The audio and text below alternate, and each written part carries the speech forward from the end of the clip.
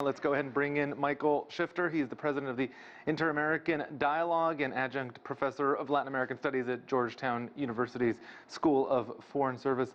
Michael, you heard Dan there reporting on the early exit numbers, of course, not final numbers. This would be quite remarkable if Keiko Fujimori is able to pull this off. We should tell our viewers she ran in 2011. In 2016, she's facing her own charges of funding fraud in her past campaigns and a possible prison sentence just 2 weeks ago. What do you make of all of this? Well, Keiko Fujimori is a damaged and diminished and a weak candidate, but this election has been an election dominated by fear of the other. Fear of communism, Pedro Castillo, and fear of Fujimorismo in the case of Keiko Fujimori. And her main campaign tactic has been one of from associating Pedro Castillo to the communist approach, and saying to Peruvians that if you have vote for Castillo, you're going to have another Venezuela, basically. And that tactics seems to have had some impact. It's not that Peruvians are enthusiastic about Keiko Fujimori. I think that's important to understand. One has to interpret these, at least preliminary results, nothing definitive, as saying that for Peruvians, she may be the lesser of two evils. This is quite fascinating to see how far she's come from behind. She has said that she would pardon her father if elected president, Alberto Fujimori.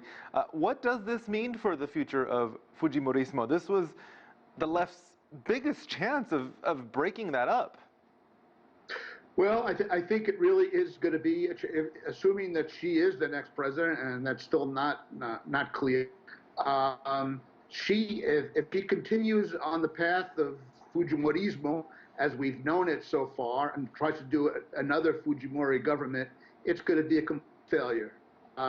There is clearly an enormous discontent, social discontent in the country, and there is disgust with corruption, and she has to change course if she is the next president of Peru. If she doesn't change course, then I think you're looking for a very volatile situation in Peru, and widespread social conflict and street protests, and the country will turn out to be ungovernable, and that will be a disaster for the country. It will be a disaster for Fujimorismo. So the big question, if she turns out to be the next president, is whether she could change course and make some reforms in the economic model and try to address the enormous needs of people that have been aggravated by the devastating effects of this pandemic.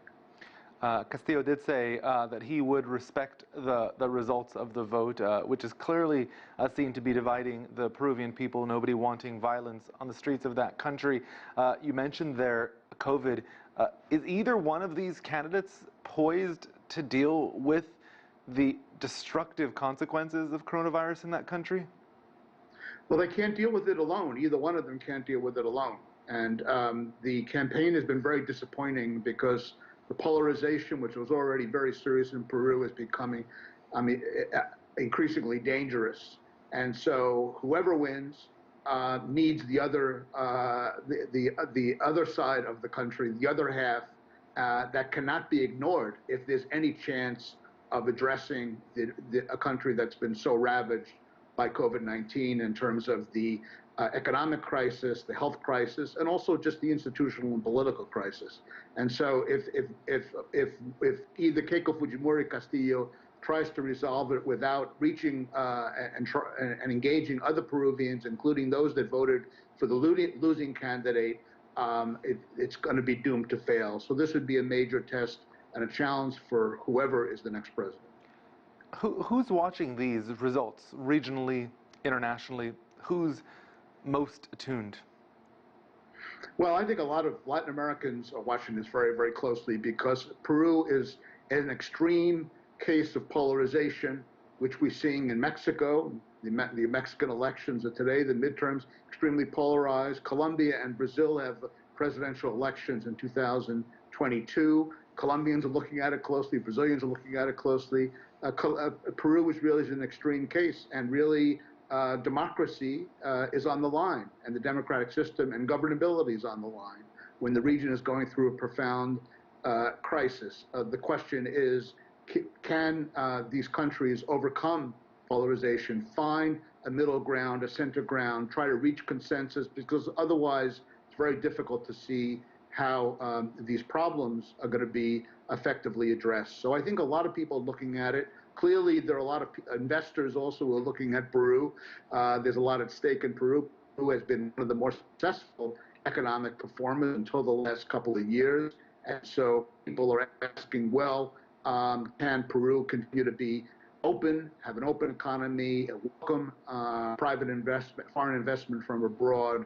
And those are big questions that, again, I think will depend on the capacity of Peruvians to come together and reach at least a minimum consensus to avoid a breakdown of democratic system and backsliding of so much that's been gained over the last decades. Michael Shifter from the Inter-American Dialogue and Georgetown University, thank you for that. Thank you.